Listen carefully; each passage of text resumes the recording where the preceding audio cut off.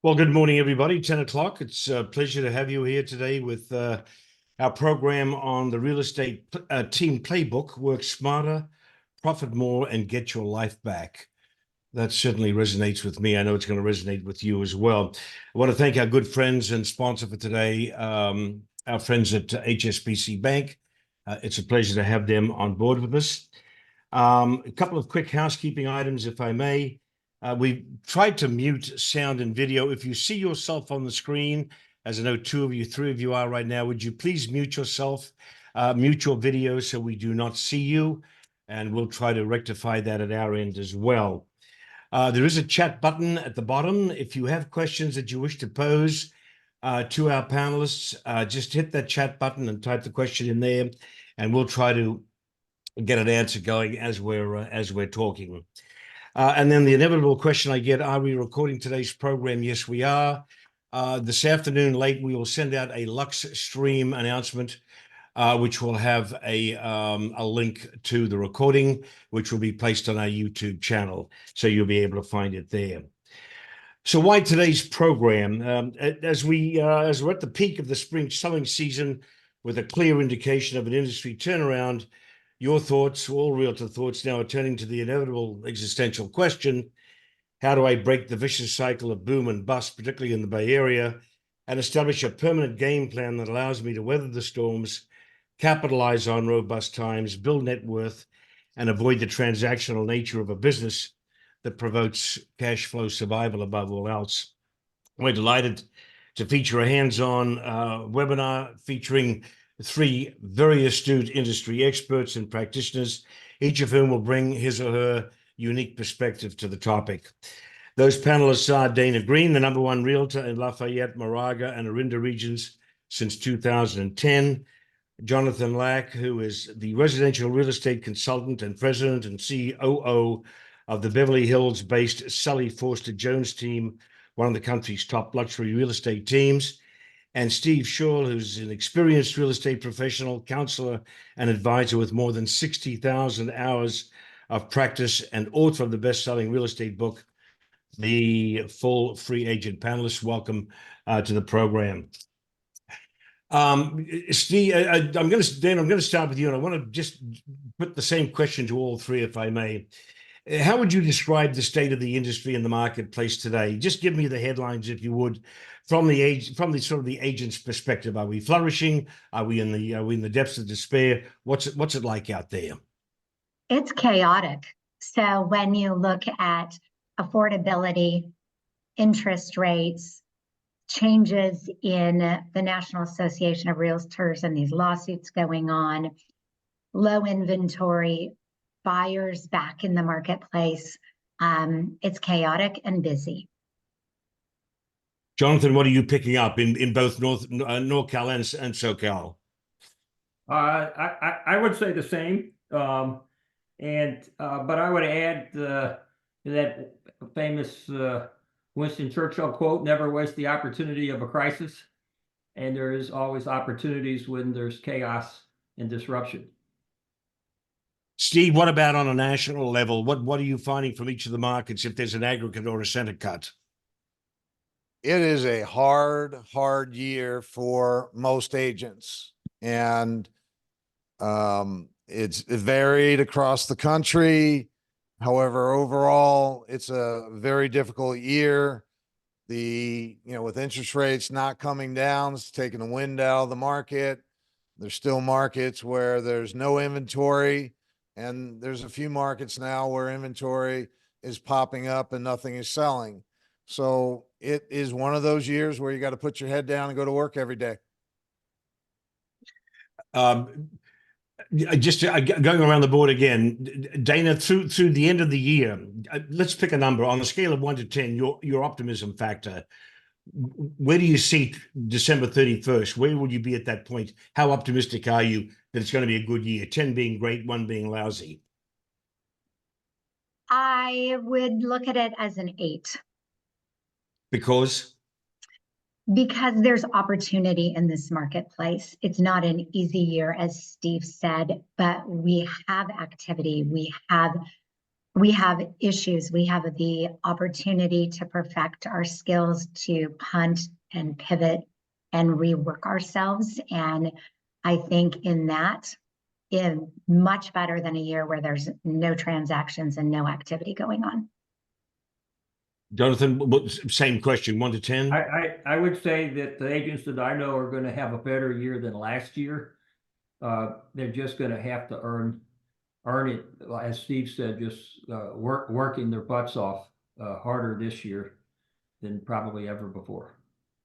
To the three of you, is it fair to say that a good agent, that a top producer, that an agent who knows his or her craft will score big time, will make it? Steve?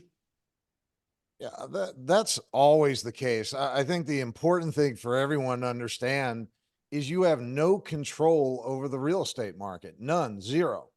And you have no control over the outcome of what you do. What you have total control over is the attitude you show up with every day, the effort you give, and always remember, what, no matter what's going on, the thing you get paid most for in real estate is being consistent. This is not rocket science. What you need to do every day doesn't change because what the market's doing. Your number one goal every day is to cultivate relationship, period. And as long as you keep doing that, then you put yourself in the best position to succeed. Steve, what did you mean by consistent? You sort of got to it, but give it to me one more time. Is you don't need new ideas. Real estate is a repeat and referral business. That's what it is. And being consistent means every day going into your CRM and doing what your CRM tells you to do. Staying in touch with the people you know and the people that you've done business with on a regular basis. And if you do that consistently, if you make those contacts, make those calls, reach out, visit people one-on-one, you do that consistently, then again, you're putting yourself in the best position to succeed. Dana, back to you. Biggest vulnerability you see in the next 12 months in the Bay Area market from your perspective as a producing agent? Number one vulnerability. It's really interesting because as Steve's speaking, inconsistency right now in the marketplace is huge as far as the action of agents.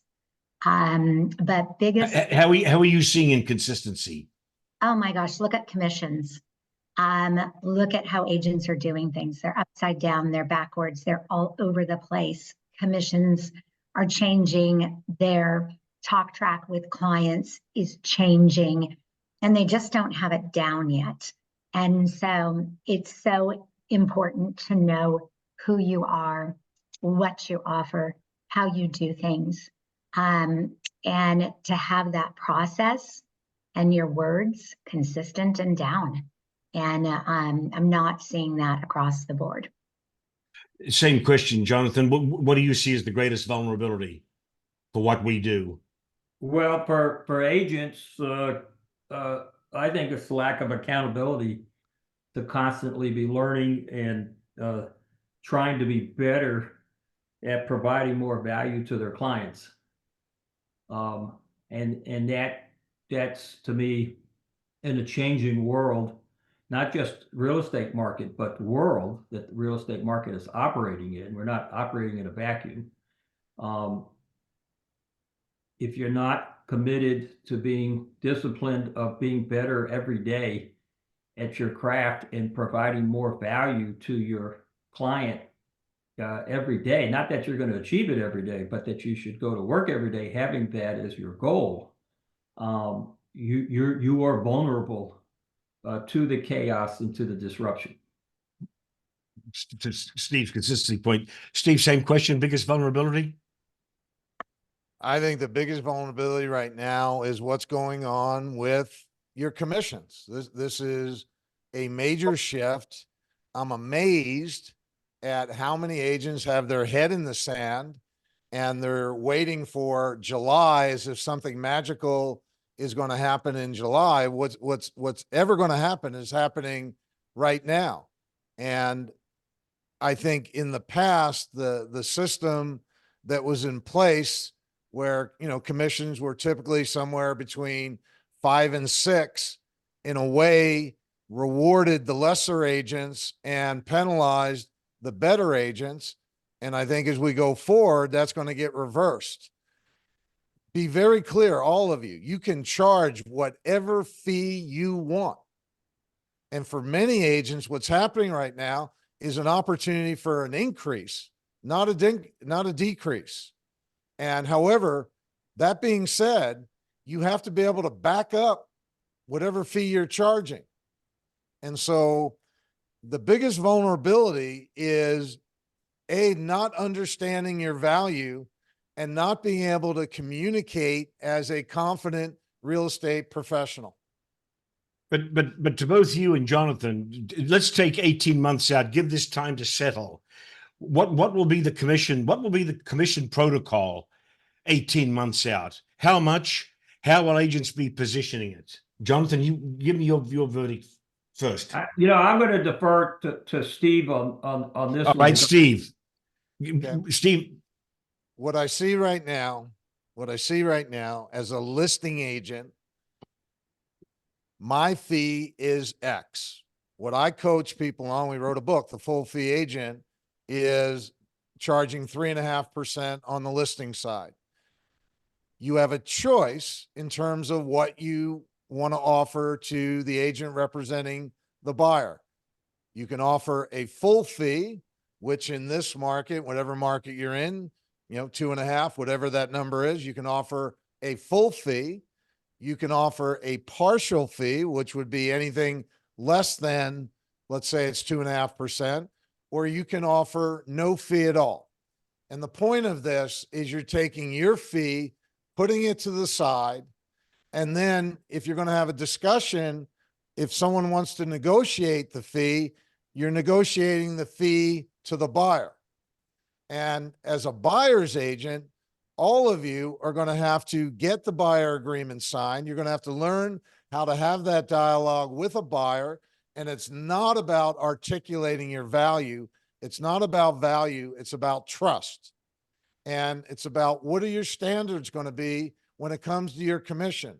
So right now, by the end of the year, 18 months from now, all of you are going to have to come face to face with what is your standard fee? What is your standard fee? And what do you think that will end up being, Steve? What do you think that will end up being?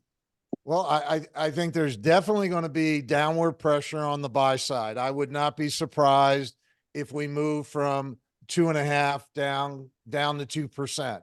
I could see moving in that direction.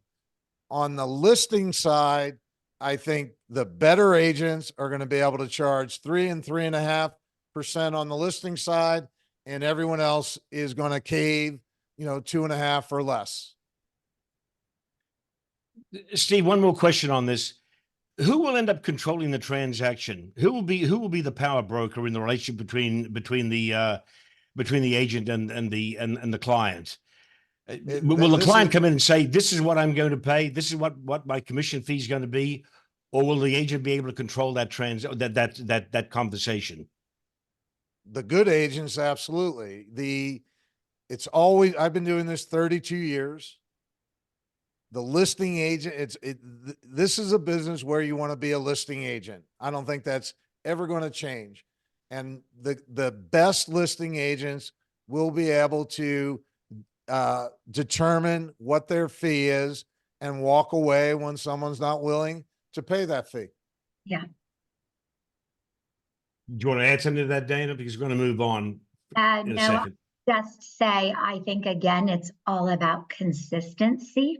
So we are not having any problems right now articulating our value or getting clients to trust us and trust our advice regarding commissions. But my team has been consistent for the last 19 years. And where agents are going to get in trouble is when they're not consistent. So I tell a story of when I was a young agent, 3 men were in a bar. They were all my clients. I didn't know it. Somehow real estate came up, commissions came up. I charged them all the same commission. they came back to me one by one afterwards and said, thank goodness. We just want to let you know this came up, and we were pleased that your integrity exactly the same and that your commission was the same with all of us. And where agents are going to get in trouble is feeling desperate for business. So it's fear. We talk about what's going to cause problems in the marketplace. It's fear. So if you don't have the stomach to stay consistent or walk away from business and you start changing what you're doing, in my professional opinion, you're going to have huge problems. So it is be confident, know what you're doing, articulate it, and it's okay to walk away. And I find the moment you start to say to someone, it's all right. If you can find someone you think can sell your house for more money or better, go ahead, it's okay. The moment you have those conversations, they remember why they want you. It's not begging, it's not pleading for the business. It's just, this is what I do and this is why. Are you in? Wonderful. If you trust me, great. And just to Look- tag on to that for a quick second, it's easier to do something 100% of the time than some of the time. Having standards are important. Habitual.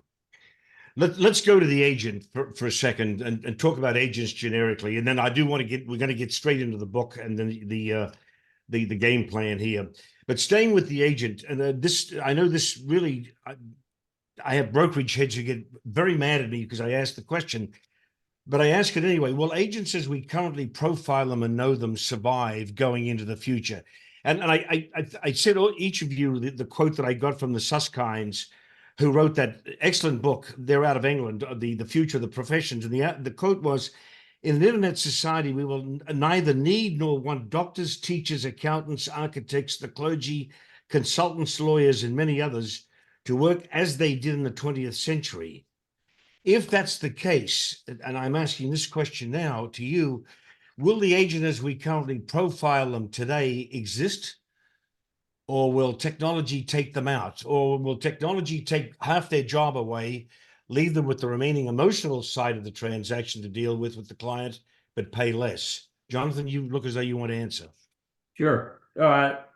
Coming from a technology background, the way I would make a bet on the future, which none of us really know, but average is going to die on the vine. So if you're going to be in this business, you can't be average anymore. Otherwise, you are going to be out of business. And I don't think, if you look at people from a psychographic perspective, regardless of income, there always are going to be people out there who want somebody else to do it for them, who want high touch service.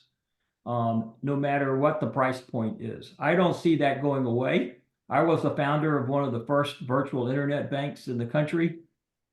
And we said, oh, well, there's people like me who never want to go into a bank. And there are people on this call who have never gone into the bank. And then there are people on this call who still today have a personal banker. And so I don't see it happening any differently in real estate. The back office, sure, it's going to change, but the agent should be at the front, out dealing with people anyway. And so who cares what happens in the back office? But Jonathan, under your scenario, will there not be fewer agents? I believe will they not be making less money than they're making today? Well, average agents will be making less money, and then they're going to leave the industry because there may be a better way for them to make a living. The top agents will still make a great living if they're willing to do the work that's required. I know a lot of top agents, and I don't know one of them that doesn't work their butts off. I don't think that's going to change.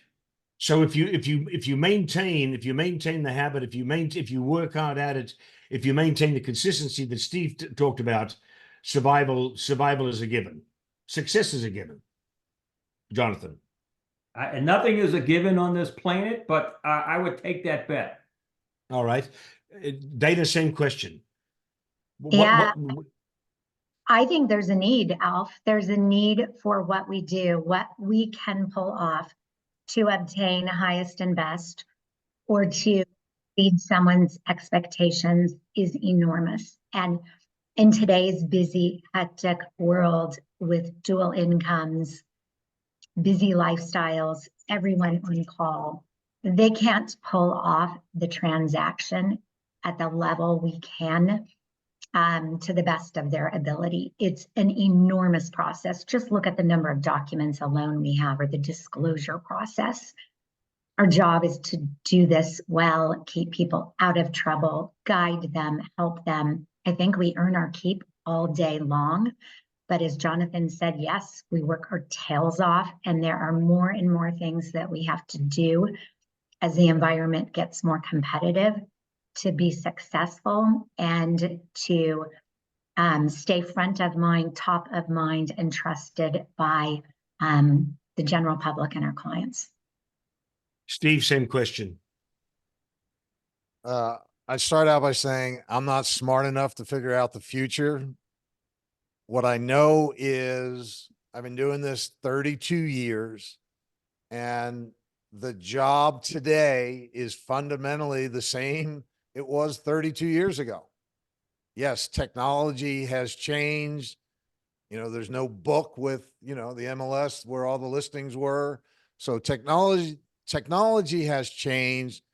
The fundamental job of a real estate agent hasn't changed, and I don't think it's going to change going forward. That would, you know, that's how I would answer that. But just to stay with that for a moment, I said to Jonathan, that means there'll be fewer of them out there and they'll make less money. Well, Question? I think if there's going to be one trend, you're going to have to be more and more skilled as you go forward. So yes, as Jonathan said, the lesser and lesser agents are going to be penalized. And if you're highly skilled, I think you're going to still have the same opportunity or greater to make a great income. And skill means what? Be specific. The skill in terms of how to develop process in your business, rather than thinking you've got to do everything, having a process in your business, your ability to stay in touch with people on a consistent basis, your ability to stay up with the market, your ability to stay up with the contract, and then most importantly, your ability to communicate effectively with buyers and sellers. Steve, let me stay with you for a second, then Dana, I'm going to come to you. When you look, as you're across 50 states, when you look at the really successful agents, the top performers, what do you today going forward? What do you see as the basic characteristics across all of them?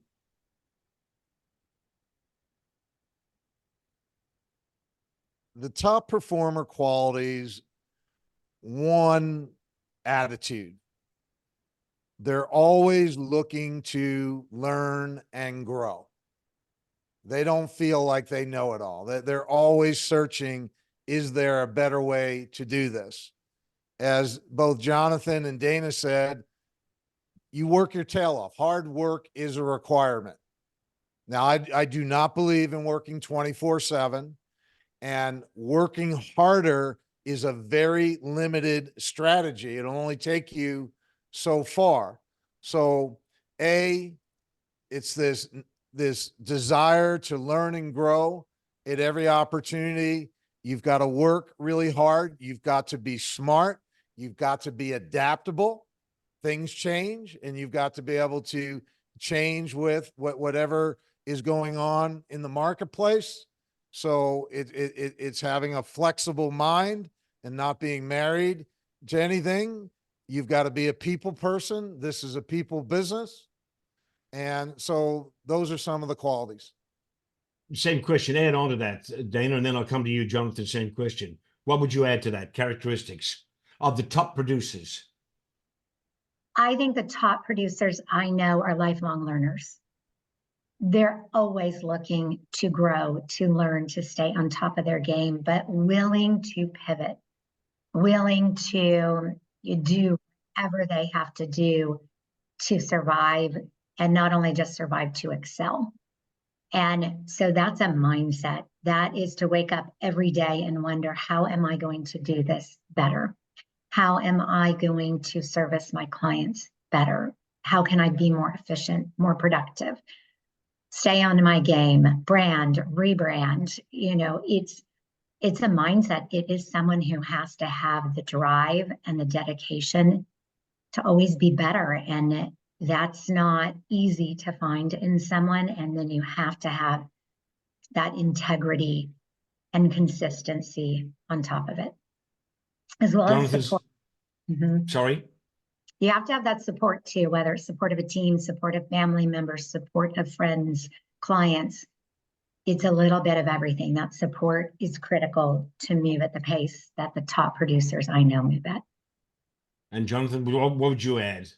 Sure. And I have the privilege of working with a lot of top producers who are very different in some ways, but very similar. They're all driven. They're never satisfied. They're hungry. I tell younger agents there's a difference between being broke and hungry. The top producers are not broke, but they're hungry, and they're hungrier than probably anybody else on their teams. They're achievement oriented.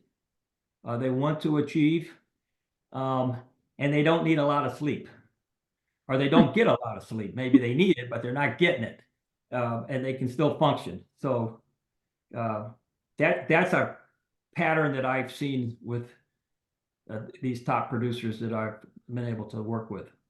And the other thing I'd add, we kind of mentioned, is they show up every day, no matter what. They show up every day, no matter what. It doesn't make a difference what the market's doing. It doesn't make a difference what's going on in their life, what they're feeling. They show up With a good attitude or great attitude. They show up. I mean, they're winners. I was a little more granular than the three of you. What you've just told me sounds very Mary Poppins. I wanted to go a little bit more aggressive. The four I had was, number one, I'm seeing more of a move to a team structure, which will lead us into the book in a moment. I see them being early technology adopters in one way or another. Not necessarily they've got to have the latest, fastest, but they're melding technology into their operations. I'm seeing much more migration to specialty practices. In other words, this is the condo king. This is the king of Moraga, et cetera. So the queen of Moraga. And I see a mindset that's very entrepreneurial. And they have, to your point, Steve, great interpersonal skills, which not every agent has. Am I wrong in those four? No. Anybody? Well, No. yeah, I don't think you can throw the technology out. That's not why they're successful. These people forget about what's underneath the hood. Now, these people are just driven. And some of them have efficient back offices, and some of them are shit shows, and they still produce. And if you're asking about them, what makes a great top agent? Now, that's different than what makes a great team, and that goes into the book as to why we wrote the book and how even top agents can be more efficient. Top agents can constantly be doing better. That's a different dynamic, and that's what the book is all about, that other dynamic and those other tools that they can incorporate so they can get sleep, so they can take a vacation, and have more balance in their life, and to leverage the people that they work with better.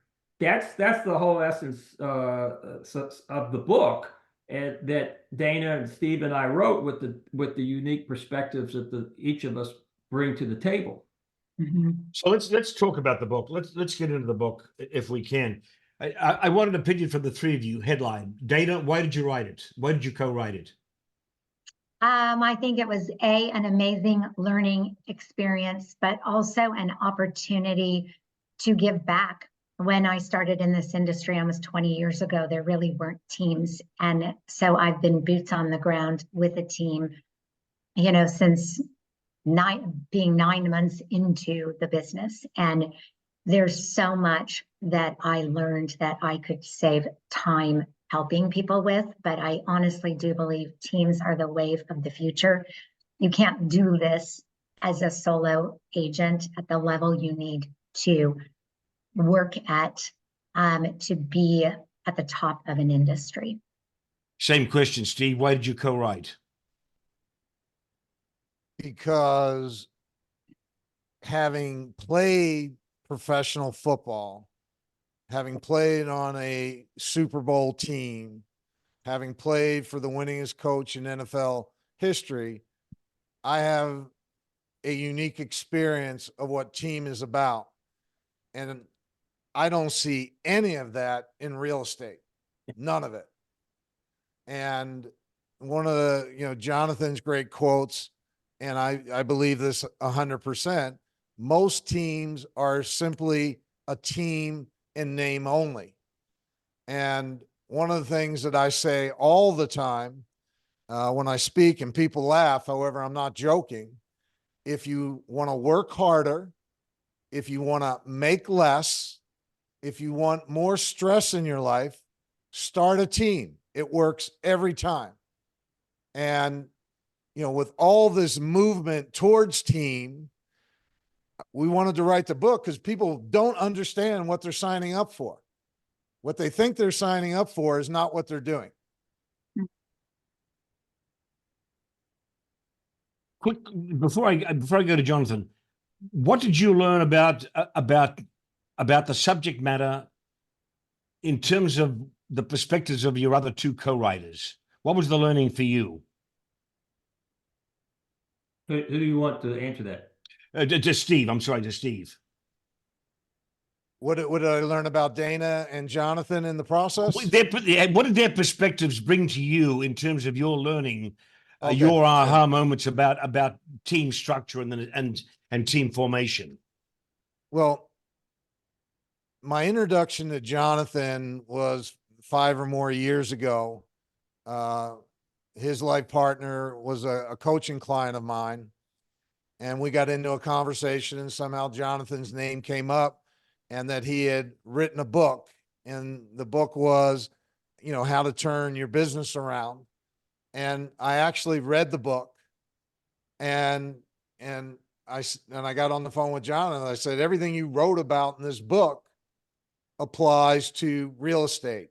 And so what I love about Jonathan is he's all about business, period. Not the emotional aspect of things, the business aspect. And the things he wrote about in the book, they all applied to real estate because that's what every agent is running. They have a business that needs to be turned around. Right. And so, everything he wrote about in that book applied. And that's why I wanted to team up with him on writing this book, because he doesn't come from real estate. He comes from business, and real estate is a business. And so taking these simple business practices, that's what I wanted to team up with Jonathan. Dana is a great team leader. And, this is what's missing. There's a difference between being a rainmaker agent and being a head coach.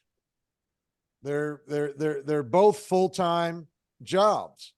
And this is where, teams really run into a challenge, because every team needs a head coach.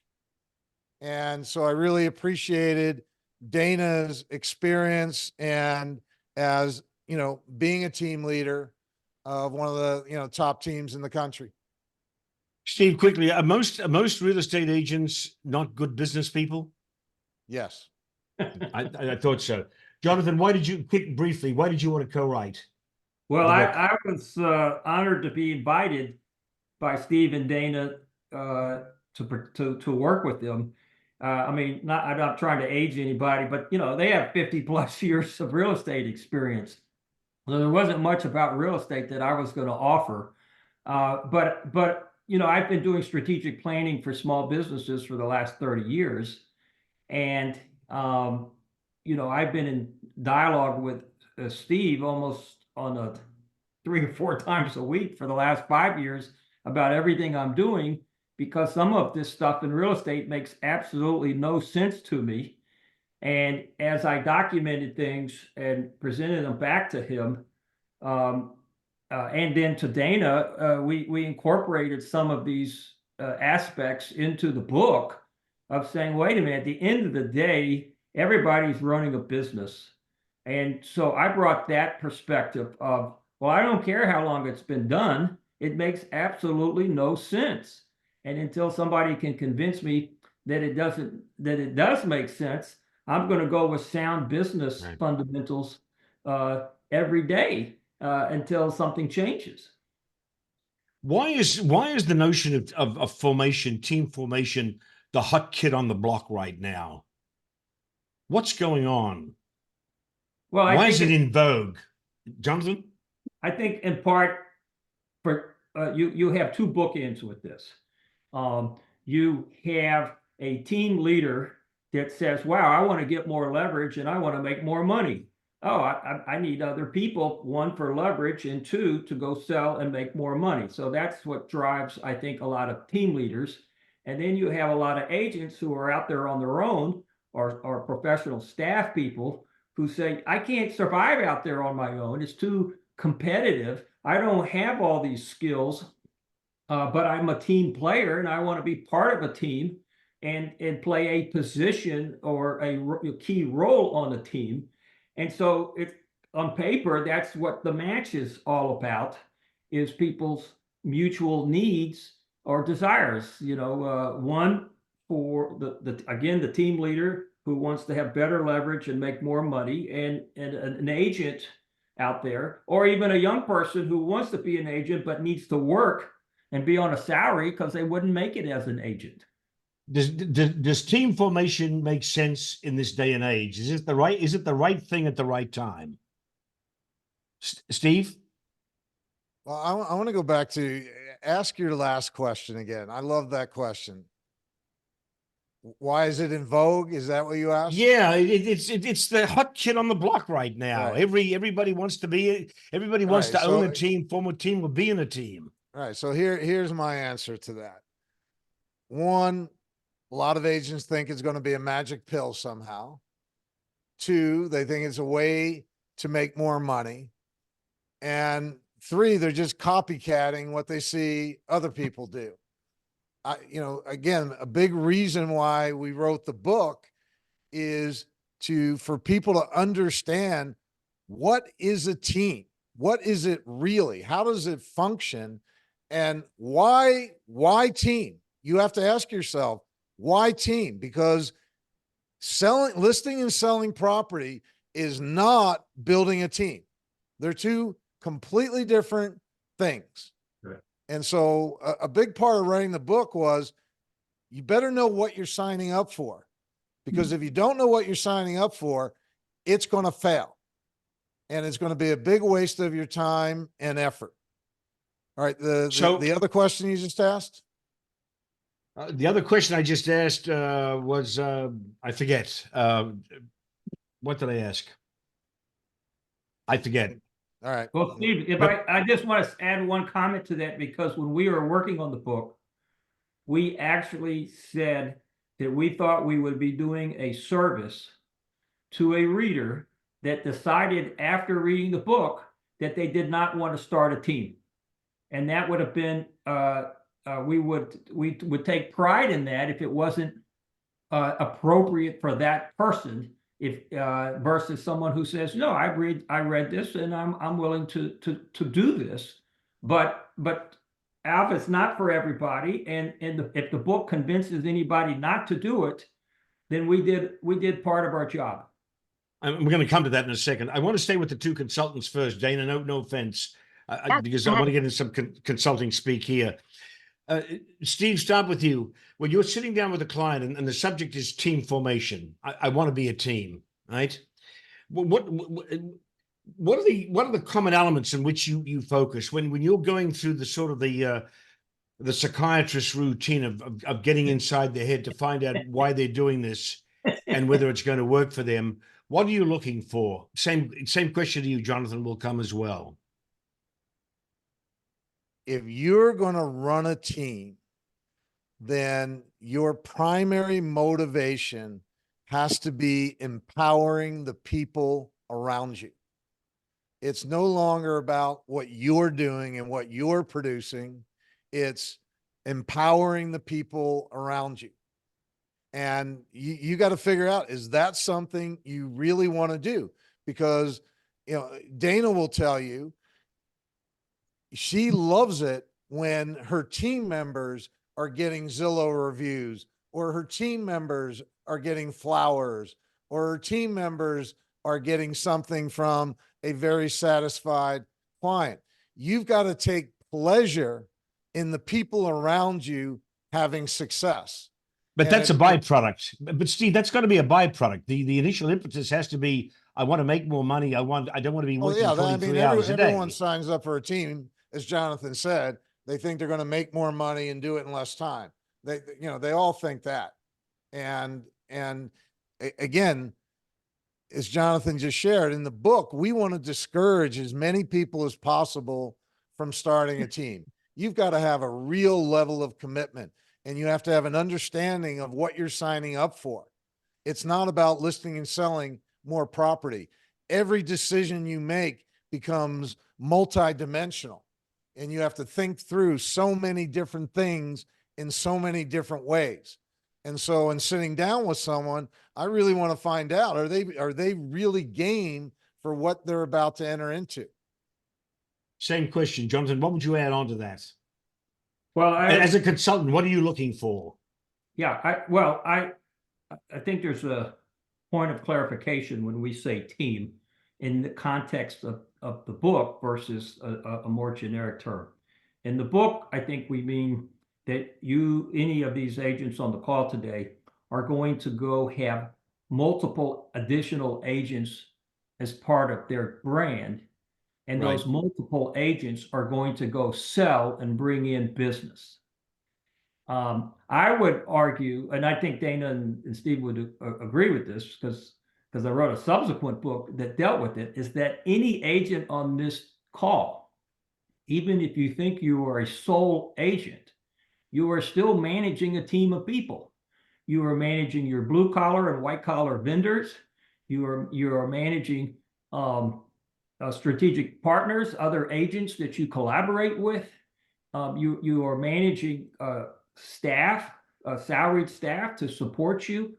And so you're on a small team. In fact, for instance, if you look at solo sports, I used the analogy of a great tennis players. Today, who play singles, they have a team behind them, but they are the rainmaker, but other people around them are supporting them. Versus in the book, we were focusing on, do you want to go expand and have 3, 5, 10, 15 agents?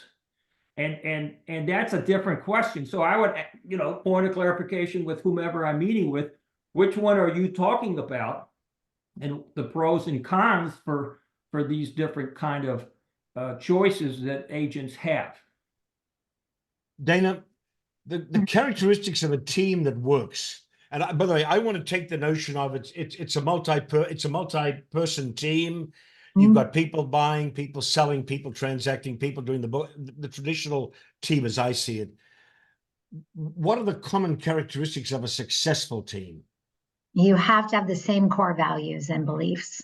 So if, for example, my team, one of our core values is integrity always, or family first.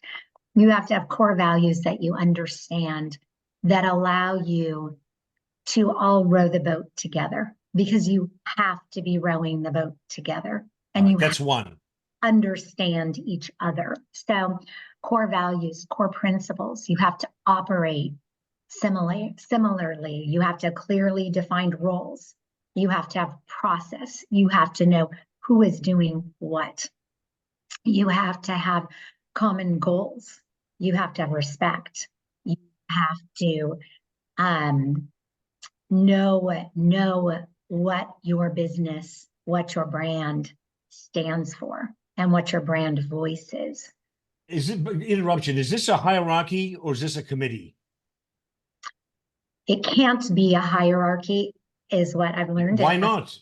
It's called the Dana Green team. It is, but to have everybody believing in your team and your brand, you all have to be on the same page. So If it's a hierarchy and everybody is in exact alignment, great. But it's intimate. You are in this boat together, good moments, bad moments. And so you have to have a synergy. You have to have a mutual respect. You have to be able to listen as a team leader, as well as be decisive as a team leader. So you can't be one or the other. It's a combination of both of those things at different times, depending upon the need. So you're always looking at what is the need of your business? Where am I as a team leader most effective, most important? And sometimes that changes, but you're constantly looking at that. So it's never something that's static with a team. All right. We're at the 14-minute mark here and we're just running out of time. Same question, Steve. The characteristics of a successful team as you've seen them. Much of what Dana said starts, the foundation is culture, shared values, a shared way of being. Then you have to have process. You can't, if you bring people into chaos, you're creating more chaos. So in order to have a successful team, you have to build process into everything you do. Third thing is people, and that's the biggest wild card. That's the hardest part of the equation, getting the right people in, and they have to be team players. And we can get into that discussion. It's very important. Well, define them now. Give me the generic definition of a team player. A team player shows up and says yes, period. They do what they're told to do. They don't question it. They do it. And a team that sounds hierarchical to me. It sounds what? That sounds hierarchical to me. Because it is. You need a team leader. You need a team leader. Yeah. The team cannot exist without a head coach, at least in my world. Gotcha. In my world. And along with that, and this is so critical, when you're on a team, you have to understand, and this is what, this is why most real estate teams fail, because in real estate, there's this independent contractor mentality. I can come and go as I please. I can do whatever I want, whenever I want, because it only impacts me. On a team, it doesn't work that way. Everything that I do as a team member impacts everyone else on the team. And if each team member doesn't understand that, then you're going to have a mess. And so that's a critical component. And the people part is the hardest part. It is the wild card. And this is finding them, right? Finding them. Yeah. Right. And what I have found is in the interview like there's no magic to being able to recruit great people. The best thing that you can do to recruit great people is have great culture and great process, and the other components, the support and training, and then accountability. All those things are going to attract better people. However, in the interview process, what you're going to find, the best you can hope for in the interview process is to eliminate people you don't want to work with. All right, stop there. Well, what's the one question you would ask somebody in the interview process, and what answer would you want to hear from them or not hear from them? Why do you want to be on this team specifically? Got it. Jonathan, characteristics of a successful team. Quickly, we're at 10 minutes and I've got 4 hours still to go here. Well, I would say that I'm starting from a negative, and the mini brokerage team model is dead in the water. And so I think going back to what Dana said, I don't think she's. Well, what do you mean by that? What do you mean by that? Quickly, the mini brokerage model. I mean, the model from what I've seen around the country, and Steve can allude to this, is when you hire a bunch of agents and you let them do whatever they want, when they want, how they want, where they want, right. That's a disaster. And that's not going to work in a post-COVID, high interest rates, limited inventory, competitive world. That's dead in the water. That's a mini brokerage, and it doesn't work. Right, brokerages don't work, and mini brokerages don't work. And going back to what Dana said, I think, Dana, you're not giving yourself enough credit, because you built a hierarchical business, and some people may think that that's like, oh, well, that's a bad word. No, you're an evolving leader. You have a feedback loop with your people, but you've defined the geographic area, you've defined the brand, you've defined the values, and you have found people who have aligned interest.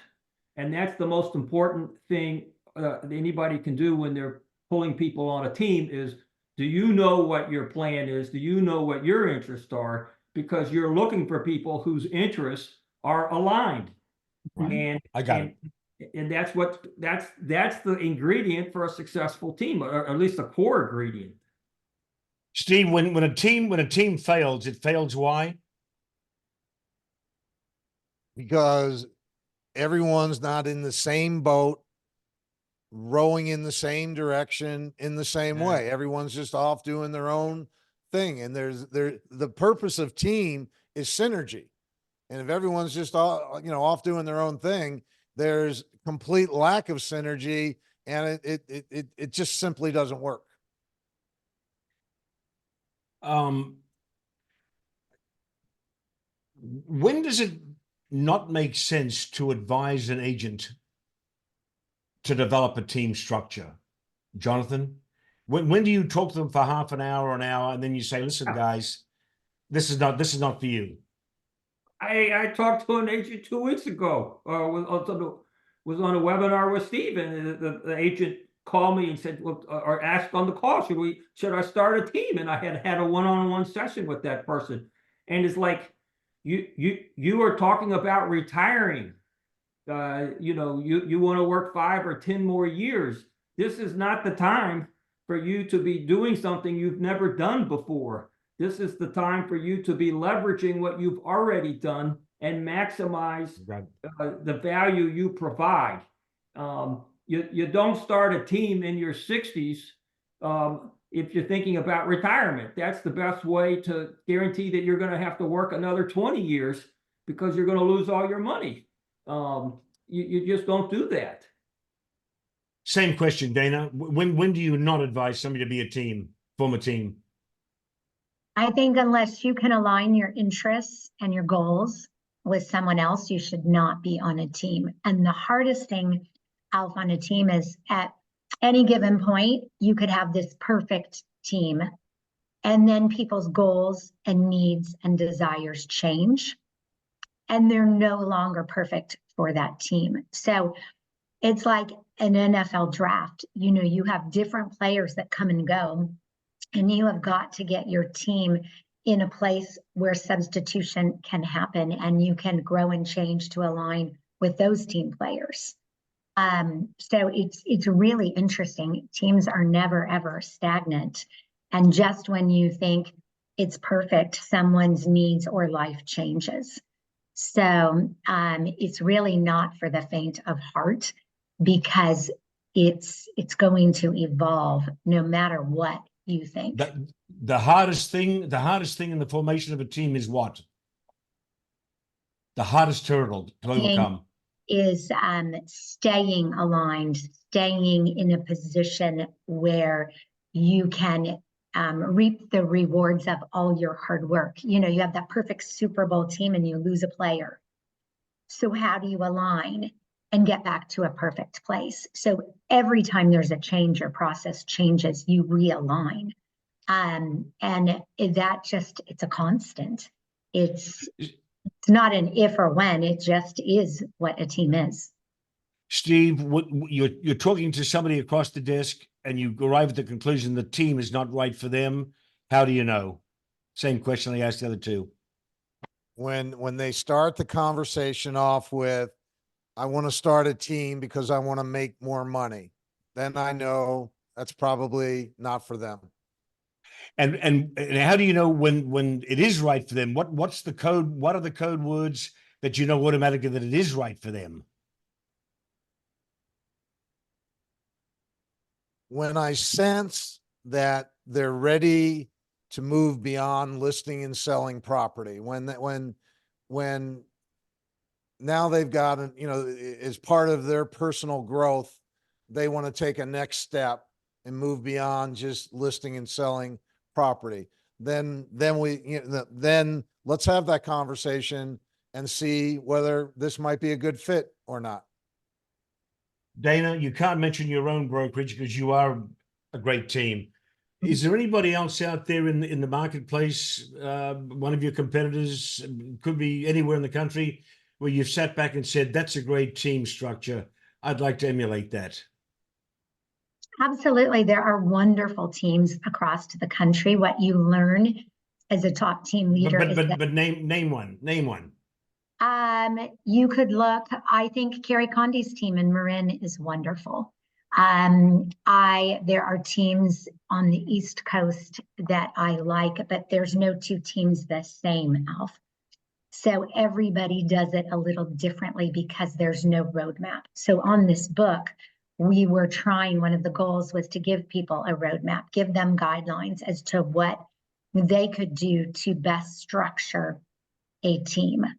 But they're not the same. So it comes down to credible team leaders and synergy and adaptability.